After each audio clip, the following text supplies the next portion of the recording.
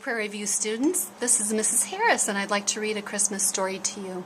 This story is called The Littlest Evergreen by Henry Cole.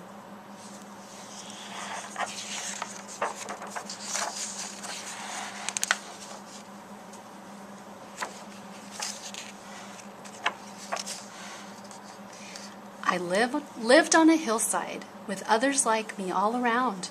We grew up together, each year a little more, until the green tips of our needles nearly touched.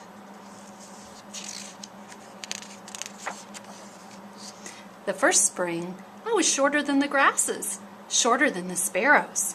It was tough going for me, getting enough sunlight, but I dug into the soil deeper and deeper, getting stronger and stronger.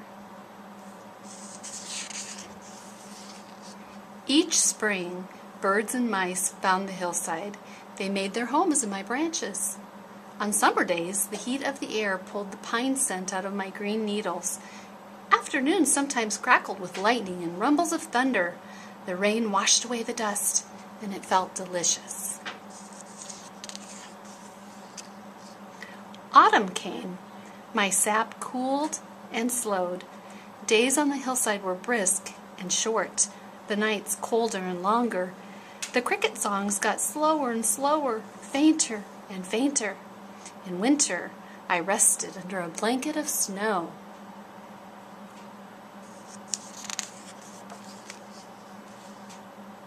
When the titmice and the chickadees began to sing, I knew that spring was just a melting snowflake away. Then one evening in the late autumn, a truck came to the hillside. Have you ever had the hairs on your arms stick straight up when a lightning crackle crashes nearby, or when a breeze threatens to fan a brush fire too close?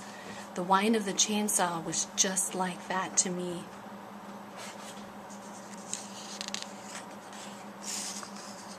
We trembled and swayed as the chainsaw blades cut through tree trunks like the wings of a swallow cut through air. Tree after tree slumped over with a soft whoosh of needles. Gloved hands grabbed hold of their wounded ends and dropped them onto the back of the truck. I was one of the lucky ones. Too small to make much of a tree, one man said to another. They didn't use the chainsaw on me. They dug me out of the earth and bound my roots tightly with cloth and rope. Then I, too, was put on the truck. For the first time ever, I was away from my hillside home. The truck finally stopped. We were dragged off and piled against one another. The sun had come up, but the day was cold. The men huddled around a fire. Then came other people, hovering like bees around a hive, inspecting us. They touched our branches and smelled our fragrance. A tall man arrived with 2 children. They pointed and chattered. I was lifted into a car and taken to their home.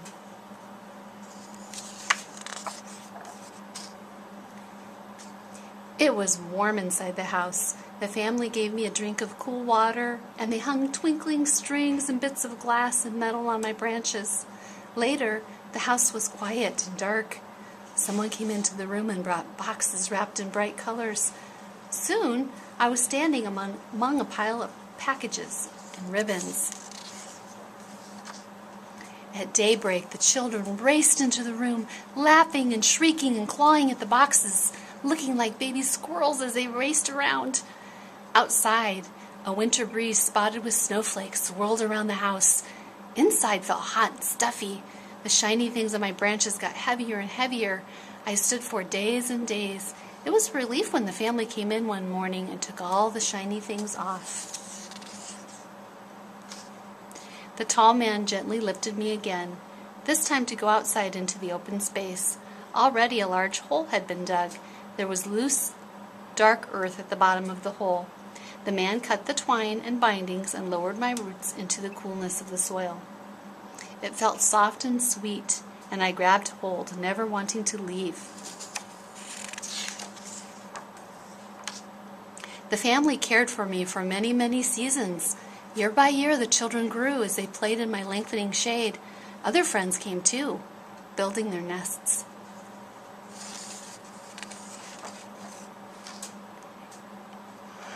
It's been a long and beautiful life. Friends, I hope you've enjoyed this holiday story, and I hope you have a wonderful winter break and enjoy some time special.